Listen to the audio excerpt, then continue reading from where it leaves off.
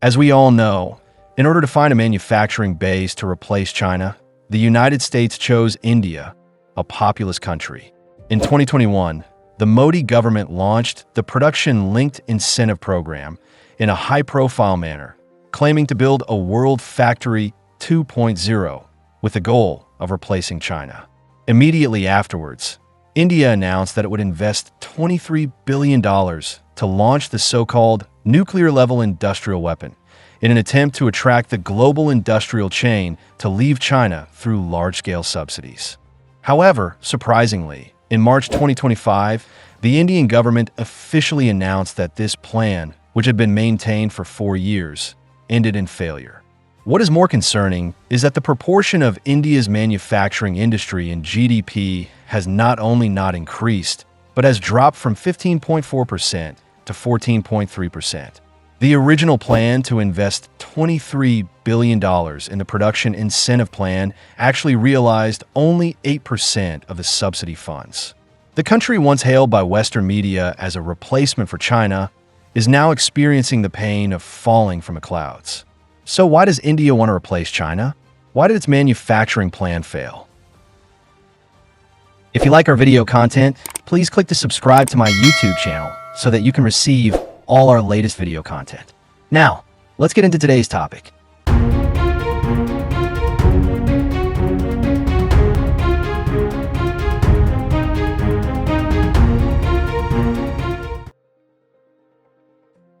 As early as 2014, after Modi took office, he proposed the goal of vigorously developing India's manufacturing industry, planning to increase its share in GDP to more than 25% and create 100 million jobs. In fact, the reason is very simple. China, as a major global manufacturing country, was once in a relatively backward state, but eventually became a global manufacturing center. If China can do it, India will naturally be able to achieve this goal.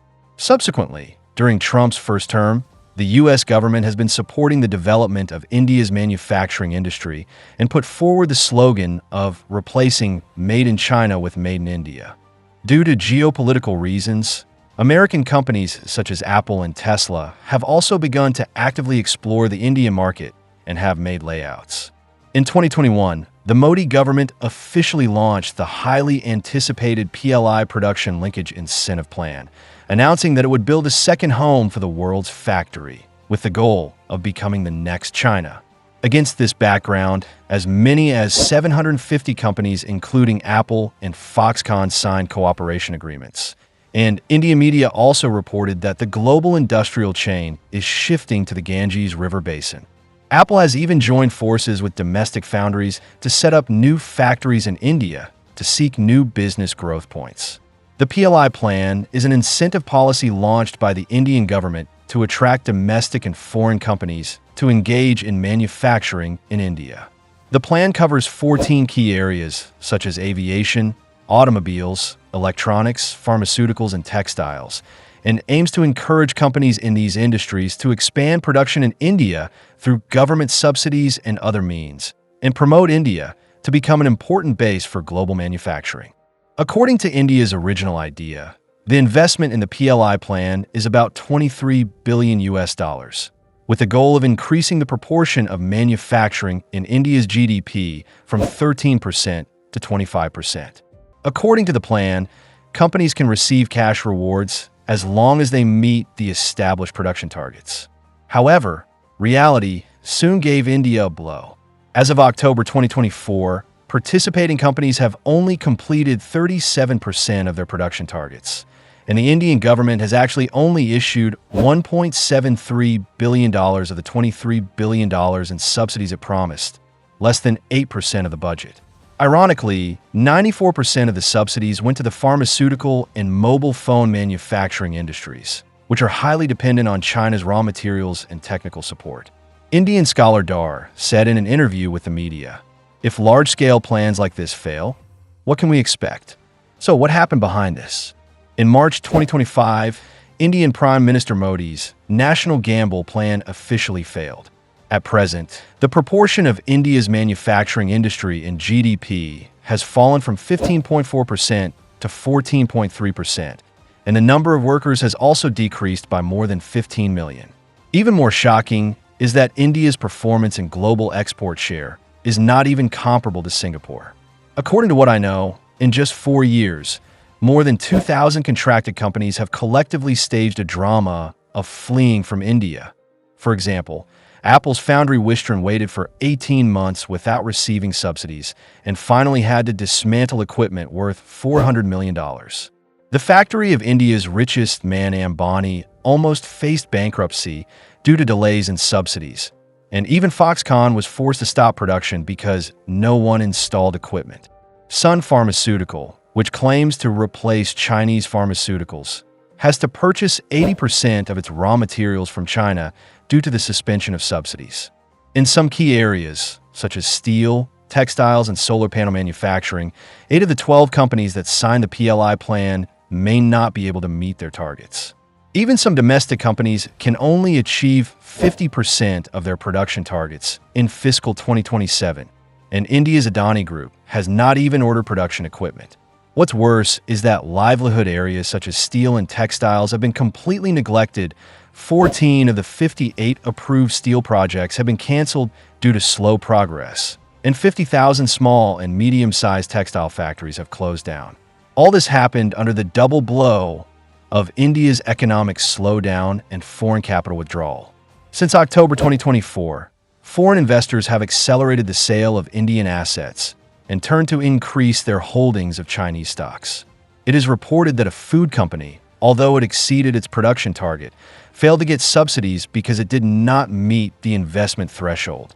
Even more surprising is that data from the Indian Ministry of Commerce in March 2025 showed that China regained its position as India's largest trading partner with a trade volume of $118.4 billion. This result is like a loud slap in the face, completely shattering India's dream of achieving economic takeoff through de-Sinicization.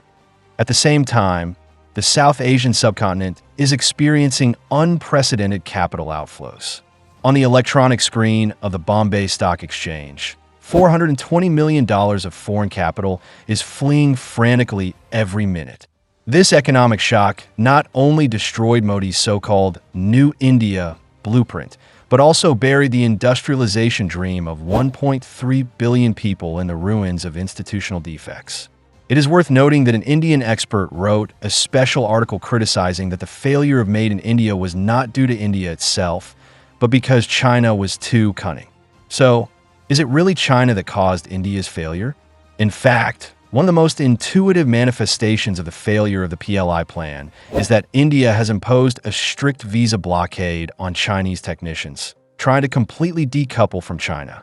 Between 2020 and 2024, India's visa issuance to Chinese citizens plummeted by 99%, from 200,000 to only 2,000, resulting in a large number of equipment imported from China being unmanned, factories being paralyzed, and direct losses exceeding $15 billion. On the other hand, India is frantically importing parts from Chinese companies. For example, the screws in the so-called domestic mobile phones come from Yiwu, China. Solar panels rely on Chinese silicon wafers, and even 60% of pharmaceutical raw materials must be purchased from China. This contradictory logic of wanting Chinese technology while wanting to go Chinese ultimately made the PLI plan a laughingstock in the international community. In addition, those smartphones that claim to be 100% made in India actually have 70% of their core chips from SMIC. In a new electric car factory built by the Tata Group, 80% of the parts on the assembly line are labeled in Chinese. What's even more embarrassing is that in order to ban Chinese technical workers, India has cut the visa approval volume for engineers by 98%, resulting in Chinese equipment worth 12 billion yuan becoming scrap metal. As of October 2024, the Indian government has only issued $1.73 billion of the $23 billion in subsidies it promised, and 94% of the subsidies have gone to the pharmaceutical and mobile phone industries. These industries are precisely inseparable from China's support. 80% of the components of India's mobile phone manufacturing industry rely on imports, and Chinese brands still occupy 60% of the local market share, 70% of the raw materials in the pharmaceutical industry come from China, and the PLI subsidy has invisibly pushed the trade deficit between China and India to exceed $120 billion. According to the analysis of Indian experts, China has suppressed India in almost all walks of life, making it difficult for Indian products to compete in the international market and eventually excluded from the global trade circle. During this period, Chinese companies such as Foxconn, BYD, and Huawei Honor also left India. This undoubtedly exacerbated the plight of India's high-end manufacturing industry. But in fact, there is another reason behind these companies' departure. Indian bureaucracy has led to an extremely lengthy approval process. Companies need to submit 7 types of supporting documents, and the subsidy approval time is as long as 18 months. More than 60% of companies give up their applications because they cannot afford this time cost. In addition, even if companies pass the approval and obtain subsidies, they still have to face the unreasonable fine regulations of the Indian government.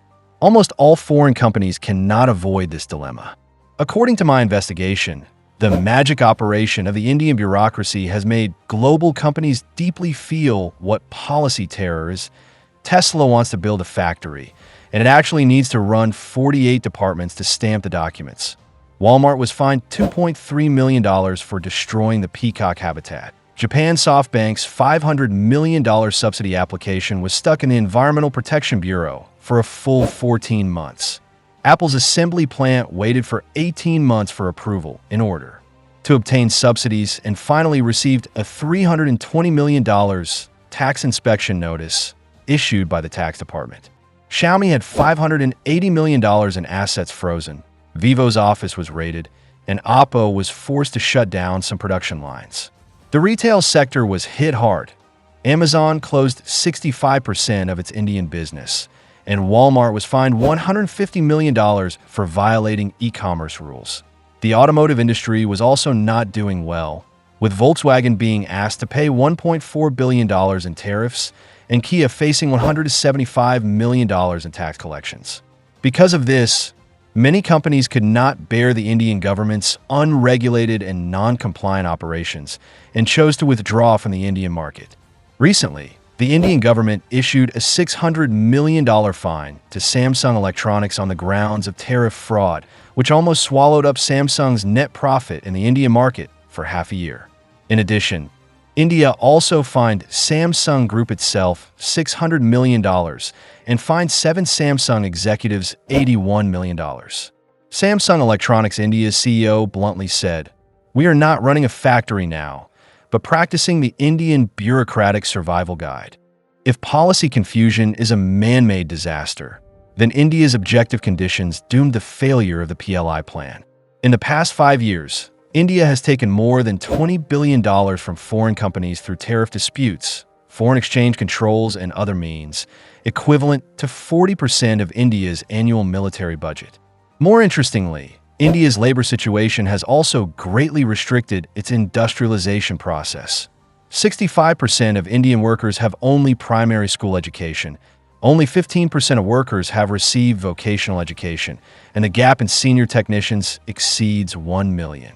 Moreover, India's logistics costs account for 14% of GDP, and cargo transportation for 100 kilometers requires 5 transfers, with a damage rate of up to 30%. Industrial areas have power outages for 8 hours a day. It's these problems that have made many companies choose to give up India. Statistics from The Economist show that foreign investment will outflow $16 billion from the Indian stock market in 2024, while investment in China will surge by 42% during the same period. A foreign executive once complained, "Building a factory here is like racing in a swamp." Therefore, facing so many problems, despite India's ambition to replace China, it is destined not to do so. To not miss out on our future projects and news updates, please make sure you subscribe to our channel and turn on notifications.